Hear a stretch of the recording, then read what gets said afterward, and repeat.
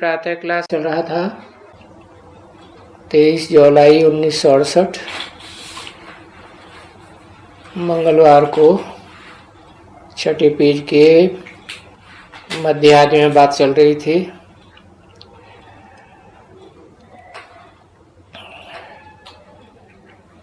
बाप जानते हैं मनुष्य सृष्टि का कि अभी ब्राह्मण कुल की स्थापना करता हूं, फिर सूर्यवंशी चंद्रवंशी दोनों कुल की स्थापना होती है। और है युद्ध का मैदान अभी। चंद्रवंश रामचंद्र का, और वो पूरा युद्ध में जीत नहीं पाते हैं अभी संगम में, क्योंकि युद्ध तो है ना। तो क्षत्रिय हो, वास्तव में तुम बच्चे क्षत्रिय हो,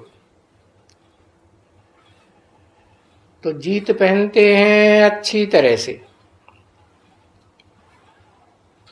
तो फिर वो सूर्यवंशी हो जाते हैं।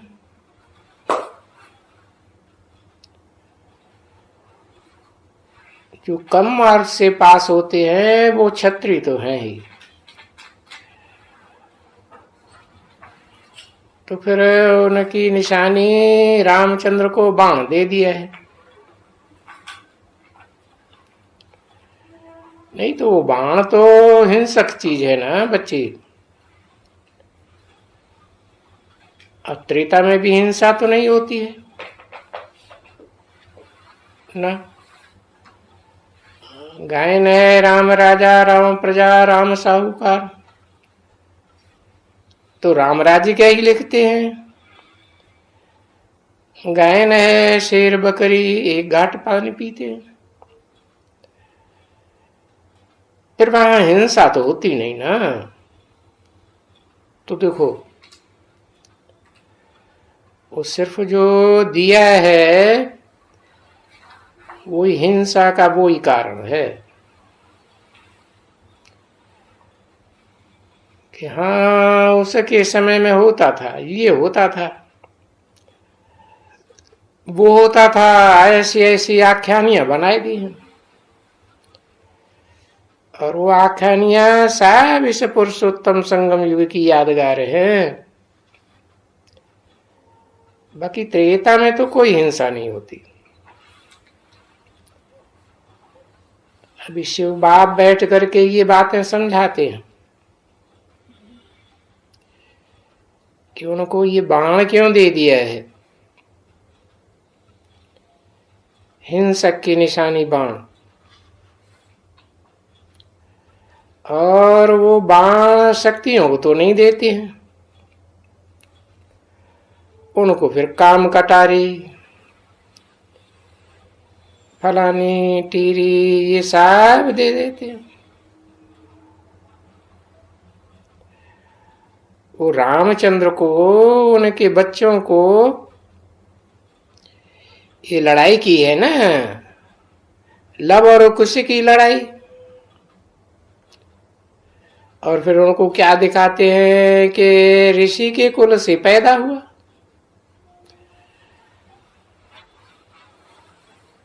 फिर भी ऋषि के पास अब अकेला ऋषि, तो क्या डब से पैदा हुआ। ऐसी ऐसी बातें करते हैं। जो कोई सेंसिबल मनुष्य हो तो बोले कि ये सभी क्या कहते हैं, ये तो सभी फालतू बातें कहते रहते हैं। तो यही फालतू बातें सुनाए सुनाए करके हिंदुओं को फिर विधर्मी लोग और धर्मों में घसीट ले गए। सब के सब हिंदू कन्वर्ट हुए। तो देखो कहते तो शिव के लिए भी हैं, तुम्हारा शिव कहते हो कि वो भगवान है, अब वो शिव भगवान कैसे हो सकते हैं जो कच्चा अवतार मत्स्य अवतार लेते हैं, 12 अवतार लेते, फलाना करते। और ये जो कहते हैं कि सर्वव्यापी है, सो भी कोई उनको थोड़ा ही मालूम है।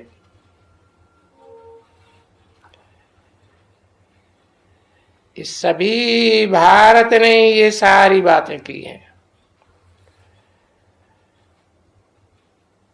जो उन्होंने शास्त्रों में उठाई ली।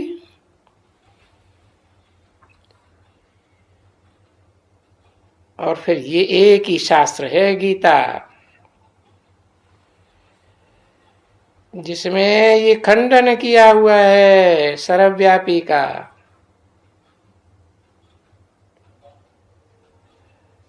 और ये है सबसे पहले नंबर का शास्त्र। अब वो गीता पढ़ते तो हैं,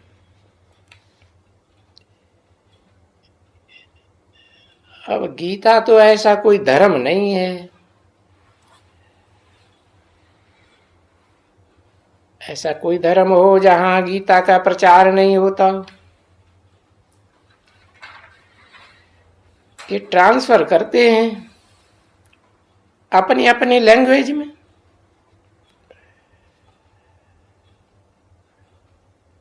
तो ये ड्रामा के प्लान अनुसार ये सारी बातें हो गई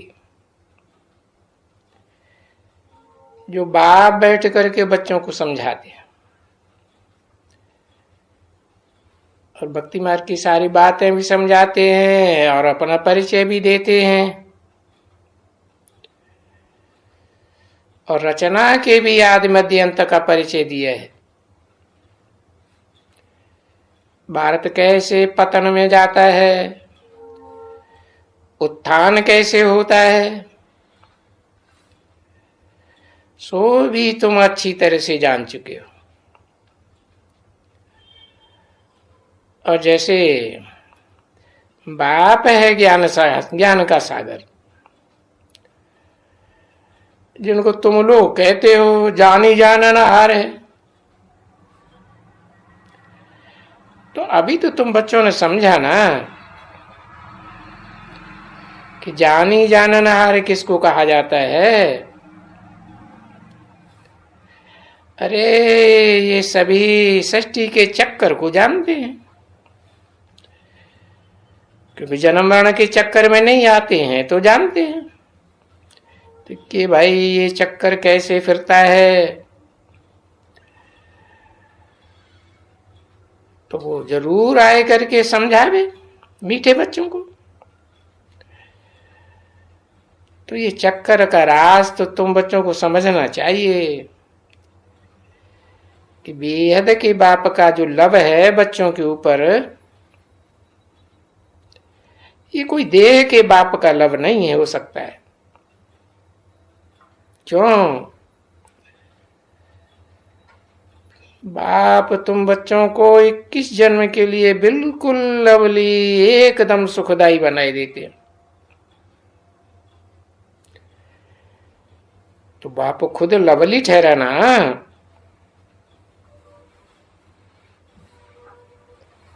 ऐसा कोई बाप कभी नहीं होता जो इतना लवली हो। बस कहते रहते थे हे भगवान हे ईश्वर, पर उसकी असली महिमा को किसको भी पता थोड़े ही पड़ता है। तभी बाबा कहते हैं क्या कहते हो, इतना लवली बाप जो तुमको 21 जन्म के लिए तुम्हारा दुख दूर कर देते हैं, और फिर तो तुमको बाद में हद का बाप मिलता रहता है। उनसे तो हद का ही वर्षा मिलता है, हद का वर्षा मिलना शुरू हो जाता है। तो ये बात किसी को मालूम ही नहीं है कि सतयुग में ये जो राजा रजवाड़े और वो जो उनकी प्रजा है वो अभी वरदान ले रहे हैं 21 जन्म के लिए। कोई भी किसी को तकलीफ की बात तो वहां होती ही नहीं है, बिल्कुल ये एकदम सुखधाम, दुख का नाम निशान नहीं, तो सुख का वरदान मिल जाता है। 23 जुलाई 1968 प्रातः क्लास का 7वां पेज, मंगलवार। जैसे वर्षा मिलते हैं तो देखो कैसे भूल जाते हैं। अब ये वर्षा तो भूलना नहीं चाहिए ना बच्चों को। और इतना जो समझाते हैं, कोई बड़ी बात समझाते हैं क्या? आधा घंटा बैठ समझाते हैं, सो भी याद नहीं रहता है बच्चों को।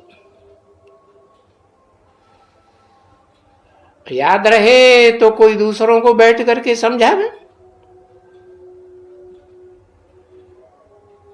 जो बाबा लिखते हैं, बच्चे ये मुरली तो भेज देते हैं और ये पढ़ करके अच्छी तरह से समझाओ। कहते हैं ब्राह्मण ही चाहिए, 2-2 बरस, 3-3 बरस, 5-5 बरस हो जाते हैं, सुनते रहते हैं। बुद्धू, कोई भी धारणा ही नहीं होती। तो फिर वो अखानी दूसरों को ये सुनाई सके। ऐसे तो जो सत्यनारायण की आखानी है वो तो दुनियावी मनुष्य बदजुबान भी याद कर लेते हैं। और भक्ति मार्ग में बहुत आखानियां होती है ना, ऐसे नहीं सिर्फ सत्यनारायण की, तो बैठ करके सुनाते रहते हैं। और सुन सुन करके आख्यानियां फट से याद उनको आ जाती हैं। अब ये तो बहुत सहज भी है। देखो बुद्धि में बैठती नहीं है, रोज रोज लिखता रहता हूं। अरे भाई सुनते हो क्या? पत्थर बुद्धि हो है? कोई ऐसी आती नहीं जो यहाँ आखानियां आकर के फिर म्यूजियम में है, या जो भी निकलता है यहाँ वहां जा करके सुनावे, सेंटरों में या घरों में, कोई को भी दूसरों को जाके समझाते रहे। कुछ भी नहीं बुद्धि में बैठता, बस ब्राह्मण ही चाहिए। 3-3 बरस, 4-4 बरस पढ़ते रहते और यही रट्टा है, ब्राह्मण ही चाहिए, ब्राह्मण ही चाहिए। अरे तभी तुम पढ़ते क्या हो? और बाबा सिर्फ आलफ की बात पढ़ाते हैं और 2-2, 4-4 बरस पढ़ते रहते, तो भी तुम अलफ को नहीं समझ सकते हो। इतने पत्थर बुद्धि।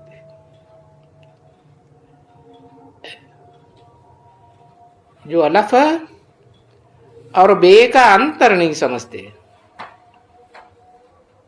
बे माना पड़ा डंडा, अलफ माना आदि से अंत तक खड़ा डंडा। और है कौन अलफ? है तो बाबा अलफ ही। समझाते हैं, बाकी तो बहुत थोड़ी रही ये समझानी। उस अलफ को ही याद करना है। अभी अलफ को याद करने के लिए ब्राह्मणी क्या तुमसे मत्था मारेगी, परंतु बुद्धू हैं और सब कोई बस यही बोलते चाहिए चाहिए, ऐसी ब्राह्मणी चाहिए जो हमको कहे बाप को याद करो। अगर कोई नहीं कहते हैं बार बार तो हम भूल जाते हैं। अब देखो, है तो सिर्फ अलफ की बात, खाली अलफ को याद करने की बात थोड़ी सी है। वो याद करने में भी लज्जा नहीं है, अंदर में शर्म भी नहीं आती है। जो लिखते रहते हैं 3 बरस अच्छे अच्छे बड़े बड़े लखपति आदमी, ब्राह्मणी चाहिए ब्राह्मणी चाहिए। अरे पर तुम क्या सुनती हो? ये तो 7 रोज में ये कोर्स बिल्कुल बुद्धि में बैठ जाना चाहिए। अलफ की बात बल्कि एक ही रोज में। तुमको अभी सुनाया है, क्या ये जो भी सुना हुआ है तुम्हारे से सब भूल गया?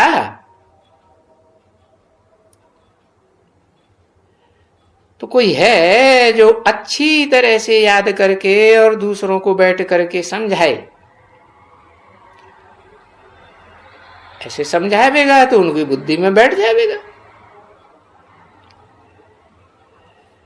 परंतु ये भूल जाते हैं, या तो लज्जा आती है कि हमको खुद ही निश्चय बुद्धि में नहीं बैठा है। क्या होते हैं पता नहीं। बाबा तो बंदर खाते हैं, ऐसी सहज बात। अच्छा भाई टोली ले आओ। मीठी मीठी आखानियां आकर के समझाते हैं, बच्ची बहुत सहज सहज 5-5, 6-6, 8-8 बरस पढ़ती है, और यहां देखो तो एकदम पत्थर बुद्धि। तभी तो ऐसा होता है ना। अब राजधानी स्थापन होती है और फिर उस राजधानी में पत्थर बुद्धि भी चाहिए। चाहिए तो सही ना, फिर सब तरह के चाहिए कि नहीं चाहिए? नहीं, सब चाहिए। नहीं तो भला दास दासियां ये कहां से लेकर के आएंगी? तो हाँ, ये बहुत चाहिए, दासियां दास। इसलिए मैं रुक्मणी को और इस बच्ची को कहता हूं कि रुक्मणी खबरदार रहना, ऊंचे में ऊंचा पद पाना है, भूल मत करना। जबकि ये बाप आए हैं पढ़ाने के लिए, कि बाप को अच्छी तरह से जानते हो। अब ऐसा तो कोई मनुष्य होता ही नहीं है जो मनुष्य को बाप भी कहे, उसी मनुष्य को टीचर भी कहे और फिर गुरु भी कहे, और है वो एक ही। और फिर जिसके लिए गाया भी जाता है, सर्व का सदगति दाता राम। भाई पुरानी दुनिया से नई दुनिया बनाने वाला। अब नई दुनिया होती है तो उसे पुरानी होती है क्या? पुरानी दुनिया कहेंगे क्या? नहीं, वो तो नई को ही पुराना बनना है, ड्रामा में नूंद है। बच्चे दुनिया में है ना, और स्वर्ग भी इस दुनिया में होते हैं, नरक भी इस दुनिया में।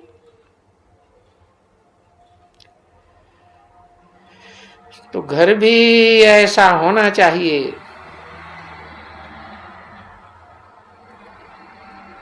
जहां शांति ही शांति हो, और जहां अशांति हो वहां तो रहने की दिल ही नहीं होती है।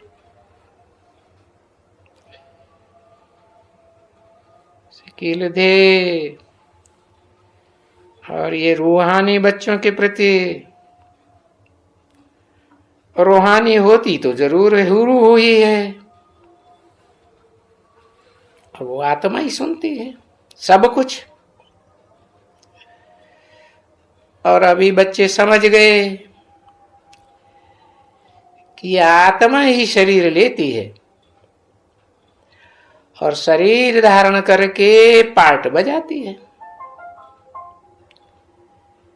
बिना शरीर धारण किए पार्ट कैसे बजावेगी? तो शरीर धारण करती है और फिर छोड़ती है,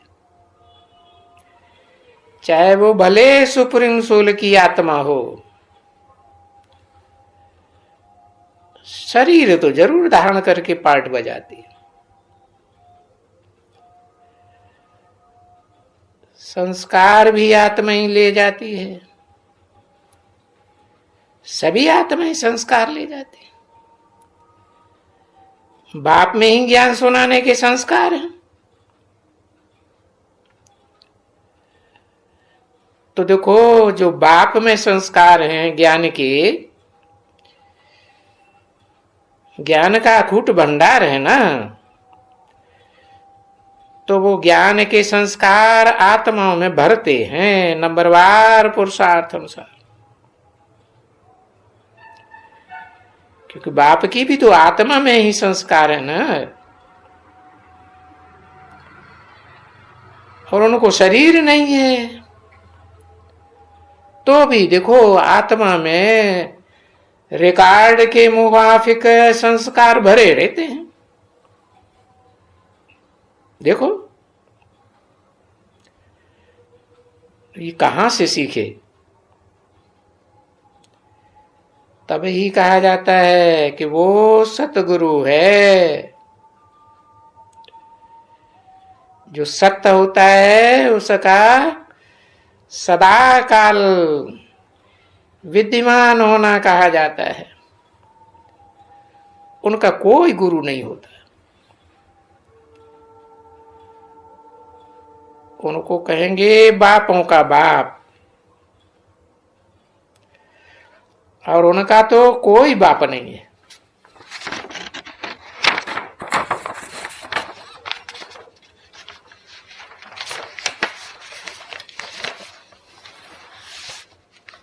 मीठे मीठे सिकीले रूहानी बच्चों प्रति रूहानी बाप व दादा का दिल व जान सिक व प्रेम से नंबरवार पुरुषार्थ अनुसार याद प्यार और गुड मॉर्निंग।